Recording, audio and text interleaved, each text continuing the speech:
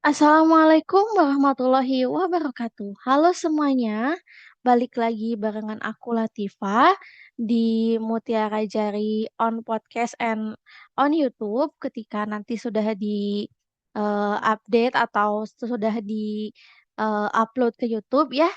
Balik lagi barengan aku dan kali ini kita gimana nih kabarnya teman-teman semua sebelumnya ya? Kalau aku sih baru ini nih baru sehat. Kebetulan mohon maaf kalau agak sedikit batuk-batuk karena aku masih baru pemulihan ya. Jadi aku harap kabar teman-teman semuanya sehat. Dan aku mau disclaimer dulu nih, mohon maaf kalau misalnya gambarnya gelap atau mungkin agak kurang lurus karena mungkin aku juga di sini kondisinya memang tidak ada pendamping awas gitu ya. Jadi aku kali ini sendirian.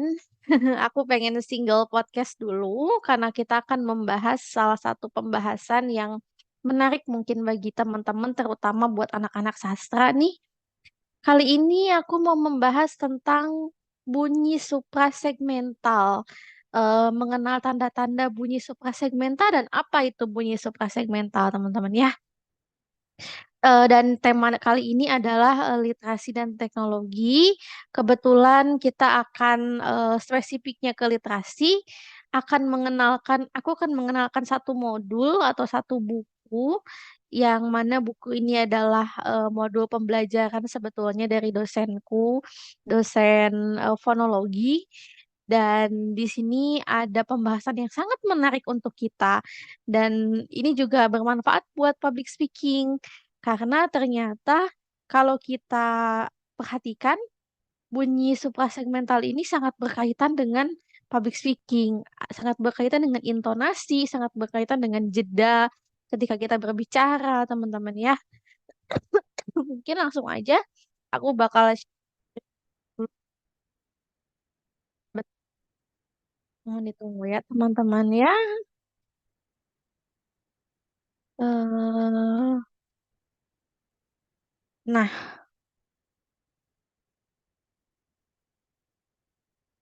bentar ya.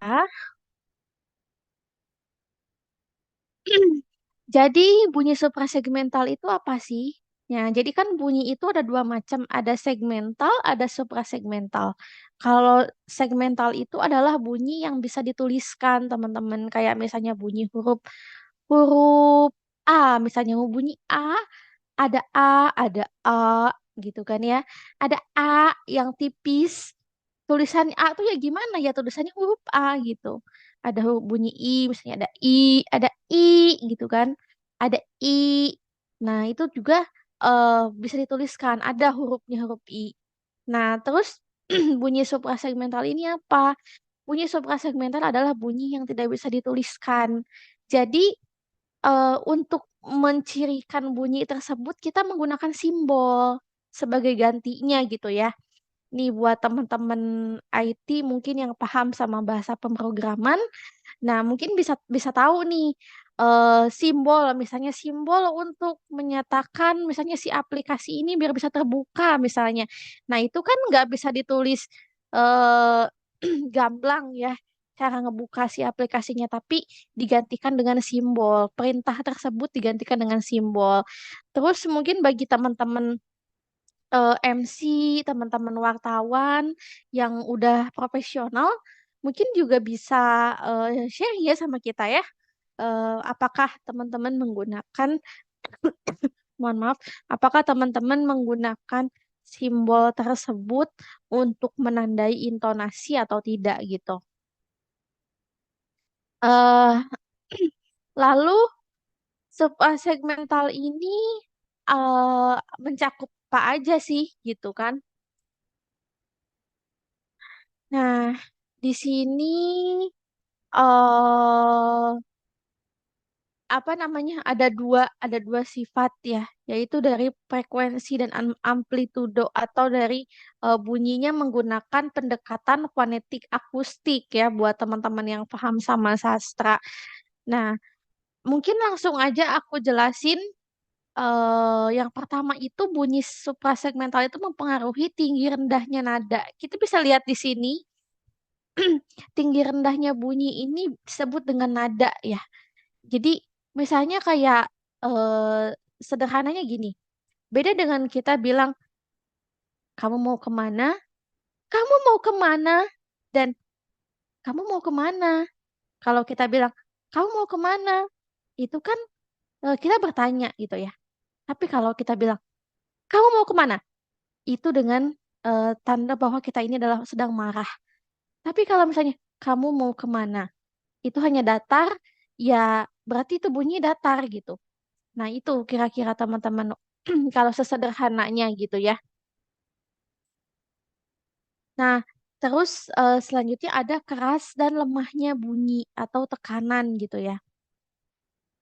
Terus ada panjang pendeknya bunyi kayak tempo gitu ya teman-teman. Jadi kita juga bicara juga harus memperhatikan gitu di mana kita harus menekankan bunyi yang keras. Misalnya kalau teman-teman lagi main drama atau misalnya teman-teman lagi membacakan orasi gitu ya.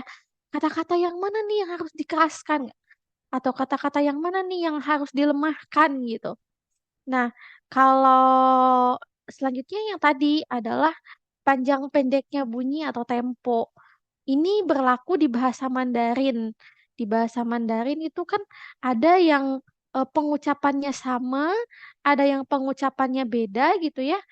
Eh, Kalau ada yang pengucapannya sama juga berlaku juga durasi panjang pendeknya gitu. Em, Kayak misalnya pengucapannya yang beda itu kalau pengucapan di hurufnya beda itu memang sudah jelas.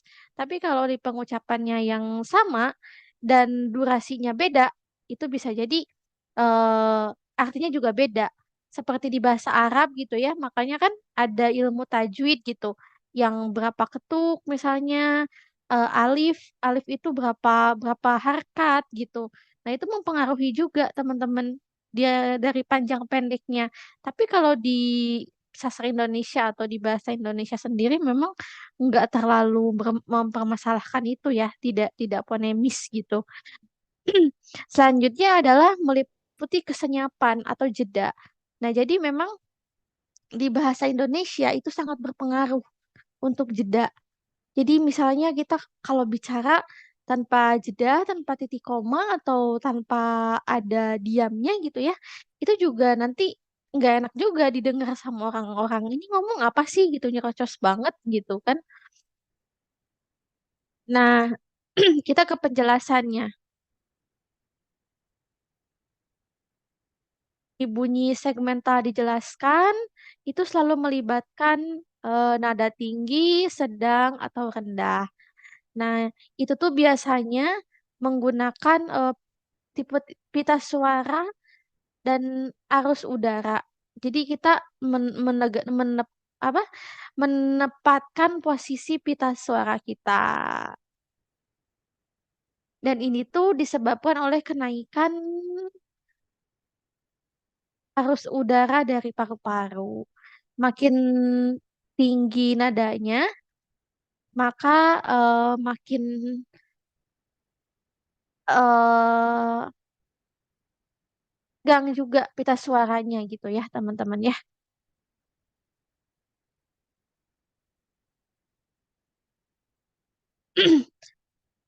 Terus lambang apa nih yang bisa kita pakai dalam dalam bentuk teks gitu ya untuk menggambarkan tinggi rendahnya nada gitu. Nah, kalau di tinggi rendahnya nada ini juga biasa disebut juga punktuasi atau punctuation gitu teman-teman. Nah, ada beberapa tanda nih. Ini yang untuk intonasi datar turun yaitu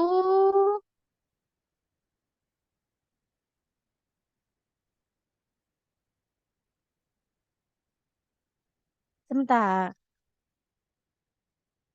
Nah, jadi pakai lap bracket atau misalnya ini lap bracket ini adalah yang di dalam kurung ya.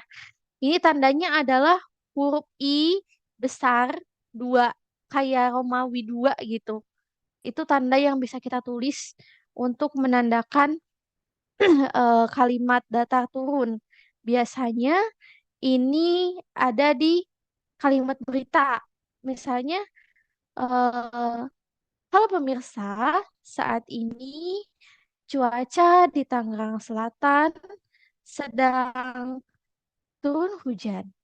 Nah, begitu. Jadi datar turun. Jadi dia posisinya tidak meninggi.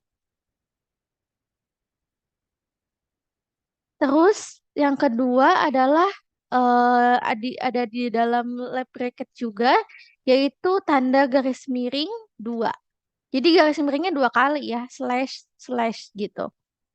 Nah, untuk intonasi datar naik, biasanya itu terdapat di kalimat tanya gitu. Misalnya, ya itu tadi, kamu mau kemana? Nah, itu kan datar naik, dari datar ke naik. Kamu mau kemana? Nah, jadi tandanya adalah slash atau garis miring dua kali. Terus selanjutnya ada tanda ada equals ya, ada tanda sama dengan itu dua kali juga. Ini untuk tanda intonasi datar tinggi biasanya terdapat dalam kalimat perintah. Misalnya, ambilkan buku itu. Ambilkan buku itu.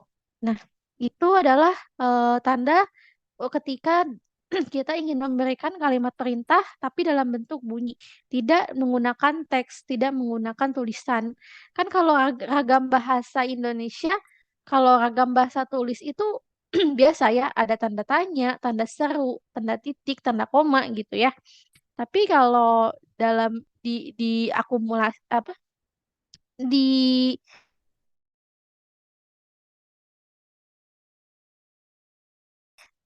berdasarkan dalam bentuk ada juga slash dan juga ada equals dua, semuanya dua kali ya untuk menggambarkan tanda-tanda tersebut.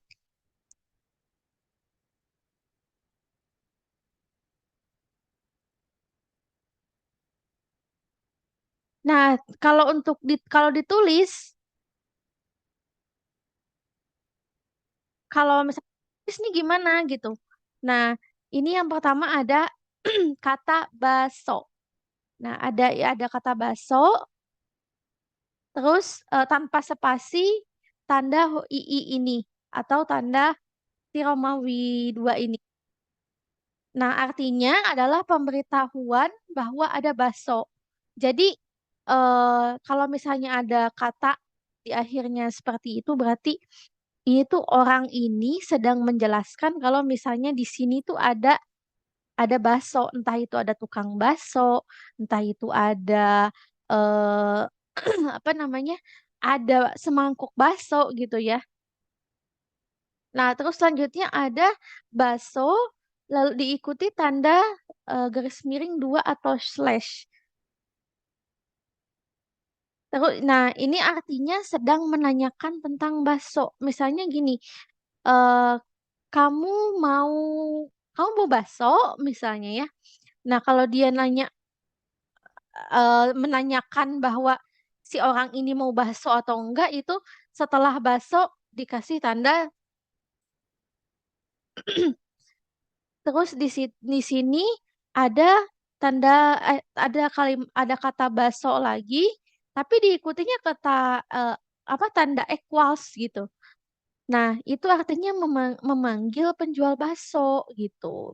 Jadi satu kata aja tuh udah ngejelasin semuanya ya teman-teman ya. Hebat gitu ya. Kalau misalnya kita paham simbol gitu, satu kata aja itu udah menjelaskan semuanya yang kita ingin ucapkan gitu. Nah, selanjutnya ada keras lemahnya bunyi ya atau aksen.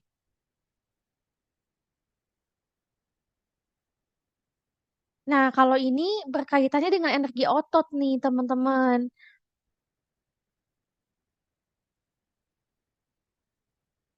Selanjutnya ada tekanan keras.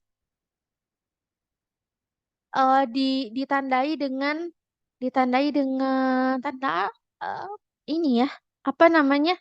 seperti seperti apostrop gitu. Nah, terus ada juga tanda dash ya. Tanda dash ini menandakan tekanan sedang. Terus ada graf yang posisinya itu di sebelum sebelum huruf besar ya. Kalau kalau di keyboard itu sebelum huruf besar, sebelum huruf besar, ya sebelum caps lock atau huruf besar, di bawahnya, di bawah di bawahnya tab gitu ya, itu graf. Nah, ini menandakan untuk tekanan lemah. Nah, mungkin buat teman-teman yang suka bertanya-tanya, ini nih tanda graf ini buat apa ya gitu. Kok kok harus ada di keyboard? Nah, ternyata untuk tanda-tanda khusus seperti ini memang berfungsi ya teman-teman ya, berfungsi gitu. Jadi kalau kalau di aku kalau di keyboard eksternal aku sih dia posisinya sebelum ini, sebelum sebelum tab gitu. Nah,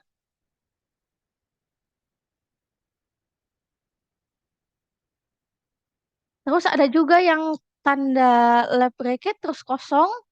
Nah, ini artinya tidak ada tekanan. Dan dalam bahasa tertentu, tekanan itu bisa membedakan makna. Tapi di bahasa Indonesia, tekanan itu terjadi pada tataran kalimat. Jadi bukan pada tataran kata gitu. Nah, diperbedakannya untuk maksud maksud dalam kalimat.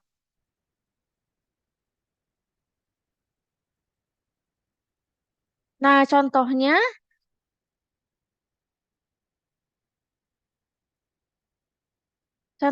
adalah saya membeli buku. Nah, yang membeli bukunya itu saya, bukan kamu, bukan dia. Saya membeli buku, gitu. Terus selanjutnya ada contoh lagi. Saya membeli buku. Yang saya beli itu buku, gitu. Bukan bukan bukan mencuri. Jadi intonasinya gini. Saya membeli buku, gitu. Bukan mencuri, bukan meminjam, gitu ya. Terus ada lagi ketika kita bilang saya membeli buku. Nah, ini bisa juga artinya saya yang saya beli adalah buku gitu. Bukan bukan pensil misalnya, bukan apa? Bukan jeruk gitu kan. Jadi dibedakan antara intonasinya. Jadi yang tadi saya membeli buku, terus ada saya membeli buku dan saya membeli buku gitu. Itu tekanannya. Memang kita juga dalam public speaking harus banget ya ternyata memperhatikan makna itu karena eh, kalau kita tekanannya salah itu bisa beda juga gitu maknanya teman-teman.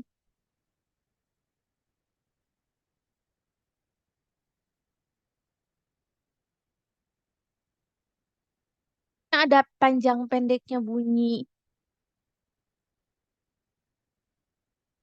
Bunyi-bunyi suprasegmental juga dapat dibedakan melalui panjang pendeknya bunyi atau durasi gitu ya. Nah, ini sekali lagi di bahasa Indonesia, aku persingkat aja ya, takutnya mungkin waktunya atau gimana gitu kan. Nah, di bahasa Indonesia itu tidak tidak berpengaruh, tapi ini berpengaruh di bahasa Mandarin atau di bahasa Arab. Bagi teman-teman yang Muslim yang membaca Al-Quran, pasti udah paham ya gimana berpengaruhnya ketika kita tajwidnya itu beda, salah gitu.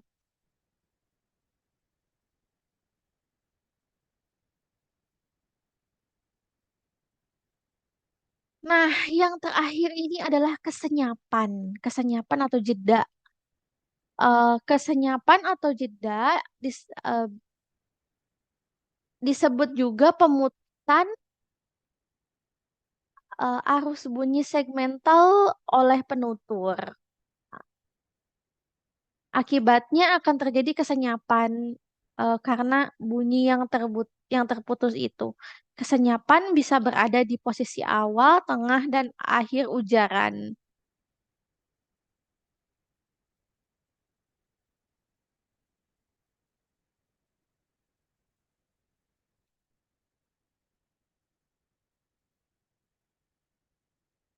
Kenyapan ini ditandai dengan tanda pagar. Nah, tanda pagar atau misalnya yang kita bisa bilang itu number ya kalau kalau di laptop gitu ya teman-teman. Tapi kalau kata orang awas sih si tanda pagarnya ini besar atau gimana gitu. Pokoknya bentuknya beda. Tapi sayang banget kalau disebut sama NVDA atau sama teman-teman netra, ini tetap aja sama disebutnya number. Gak ada bedanya gitu.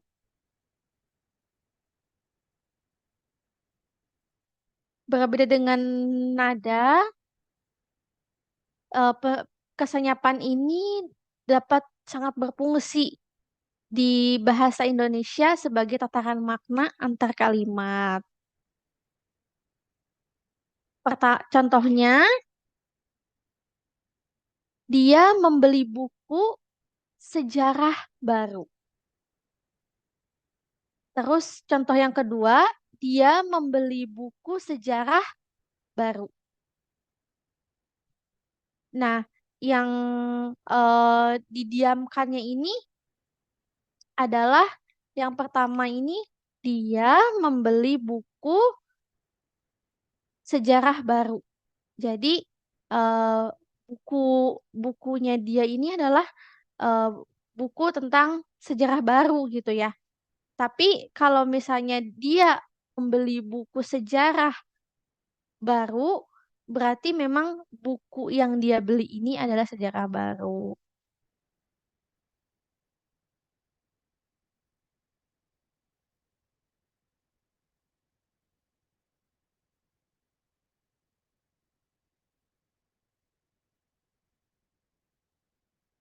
Di kalimat yang pertama itu ya yang saya membeli buku sejarah baru yang kita memberikan makna bahwa seseorang ini membeli buku yang berjudul Sejarah Baru, teman-teman. Ternyata ya. Nah, kalau yang kedua ini tadi yang aku jelaskan, dia membeli buku tapi bukunya itu buku sejarah yang baru saja dibeli gitu. Jadi memang sangat berpengaruh ya. Nah, itu mungkin pembahasan kita. Jadi buat buat disimpulin gitu ya. Kesimpulan dari pembahasan kita adalah bahwa ternyata eh, ada beberapa simbol yang mungkin teman-teman bisa ketahui untuk bunyi bunyi suprasegmental ini. Nah, tadi sudah aku jelaskan, sudah aku paparkan juga simbol-simbolnya. Selanjutnya juga ini berkaitan dengan jeda atau dengan tinggi rendahnya intonasi pada bunyi pada saat kita berbicara bahwa sangat penting ya kita mempelajari ini tidak hanya bagi teman-teman sastra, tidak hanya bagi teman-teman yang mendalami bahasa, tapi untuk sehari-hari dalam kita memberikan presentasi di kelas atau misalnya kita berbicara dengan teman, dengan dosen, kita juga harus memperhatikan intonasi agar tidak terjadinya ambiguitas dalam berbahasa atau berbicara, teman-teman. Nah, aku stop share dulu ya. Oke, semuanya mungkin itu dulu dari aku. Semoga bermanfaat dan mohon maaf banget kalau misalnya aku menjelaskannya agak sedikit berbelit-belit atau misalnya aku menjelaskannya kurang santai, kurang perlahan-lahan gitu ya. Karena ini aku baru pertama kali sih kalau apa namanya eh, apa memaparkan sesuatu yang benar-benar textbook gitu ya. Karena kalau yang kayak gini nggak bisa kalau nggak textbook. Karena kan harus dijelaskan juga gitu tanda-tandanya teman-teman ya. Mungkin itu aja. Semoga teman-teman sehat selalu. Jangan lupa juga untuk selalu dengerin podcast dan nonton di channel YouTube-nya kami, Mutiara Jari. Dan see you next time. Assalamualaikum warahmatullahi wabarakatuh.